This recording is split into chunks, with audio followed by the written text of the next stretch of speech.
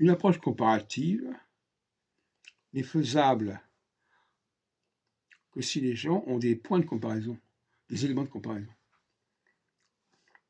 J'ai commis une erreur ce soir dans le café philo au McDo le mercredi, de demander à certaines personnes ce qui faisait que la langue française était plus libre que les autres langues. Le problème, c'est que les gens ne connaissent pas les autres langues, donc ils ne peuvent pas répondre à cette question. Et s'ils essaient de répondre à cette question alors qu'ils n'ont pas les moyens d'y répondre, c'est un problème. La comparaison exige un minimum de connaissances, de langue, de culture, de religion, etc. Si les gens ne connaissent qu'un seul facteur, qu'un seul élément, ils sont incapables de déterminer la spécificité de cet élément. En quoi il est spécifique, en quoi il est différent. Moi-même, par exemple, en 89, j'ai fait un mémoire qui s'appelait l'approche interlinguistique. Le système du français ne peut apparaître que par une approche interlinguistique. Si on ne compare pas le système français à d'autres systèmes, ça n'a pas de sens. Il faut qu'il y ait des possibilités de comparaison. Donc il faut que les gens aient un bagage.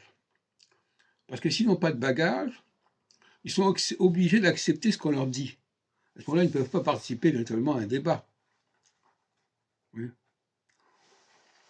Donc c'est ça le problème qui s'est posé ce soir, c'est que on ne peut pas demander aux gens de répondre à des questions si les gens n'ont pas d'éléments de comparaison.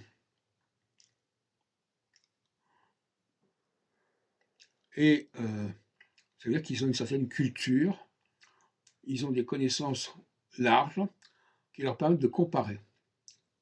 La culture, c'est un moyen de comparaison. Ça donne des moyens, des outils de comparaison. Et ça n'a pas été dit jusqu'à présent. Si je n'ai pas de culture, je ne peux pas comparer. Si je ne peux pas comparer, je ne peux pas déterminer ce qui est propre à tel et tel facteur. Voilà.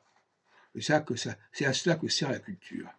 S'il n'y a pas une approche interdisciplinaire, il n'y a pas de possibilité de définir les disciplines les unes par rapport aux autres, puisqu'on ne les connaît pas. Ce n'est pas en ne connaissant une seule discipline qu'on peut savoir ce qu'est cette discipline en elle-même.